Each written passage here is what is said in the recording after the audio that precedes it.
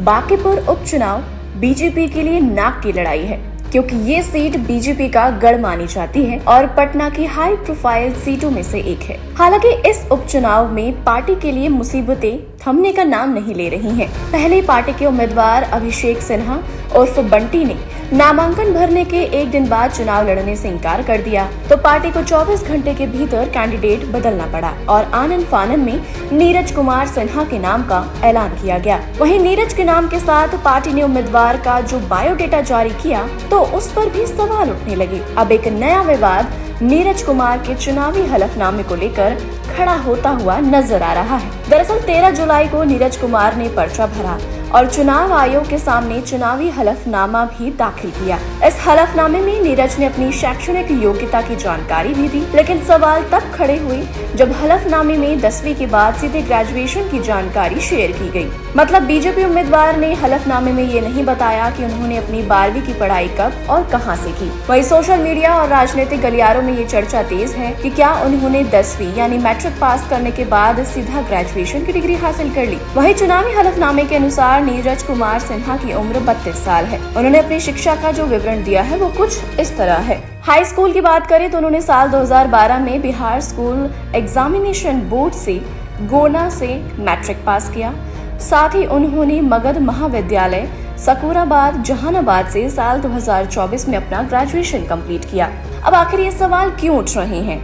तो दोस्तों, राजनीतिक गलियारों में लोगों का ध्यान इस बात पर गया कि हलफनामे में इंटरमीडिएट की पढ़ाई या डिग्री का तो कोई जिक्र ही नहीं है। जी हाँ, साल 2012 में 10वीं करने के बाद सीधे 2024 में ग्रेजुएशन की डिग्री दिखाने पर सवाल उठाए जा रहे हैं कि बिना इंटरमीडिएट किए कोई ग्रेजुएट कैसे कर सकता है। वहीं नीरज सिन्हा की ओर से कोई जवाब अभी तक नहीं आया है। पिछले 24 घंटों में उन्हें कॉल भी कई सारे किए गए हैं, मैसेजेस भी किए गए हैं, लेकिन फिर भी वो अभी तक मीडिया के सामने नहीं आए हैं।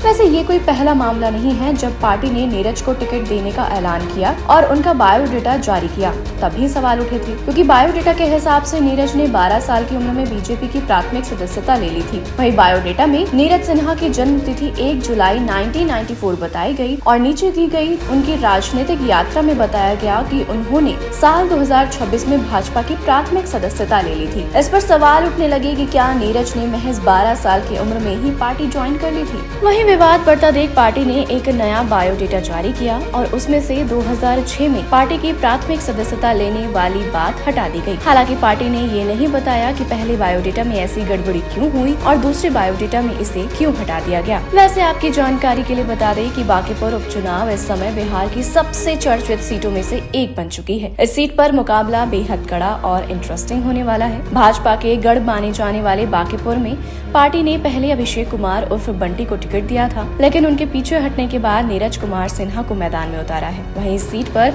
उनका सीधा मुकाबला जन स्वराज पार्टी यानी जेएसपी के संस्थापक प्रशांत किशोर से है, जो खुद इस उपचुनाव के जरिए अपनी चुनावी राजनीति का आगाज कर रहे हैं। नामांकन के दौरान मुख्यमंत्री सम्राट चौधरी, संजय सरावगी और सांसद रविशंकर प्रसाद जैसे दिग्गज बीजेपी नेता नीरज सिन्हा के समर्थन में मौजूद रहे, जो उन्हें संगठन का एक समर्पित और जमीनी कार्यकर्ता बता चुके हैं। फिलहाल आज के लिए इस वीडियो में इतना ही। और भी ऐसी स्टोरीज को देखने के लिए आप जुड़े रहिए हमारे साथ। तब तक के लिए नमस्कार।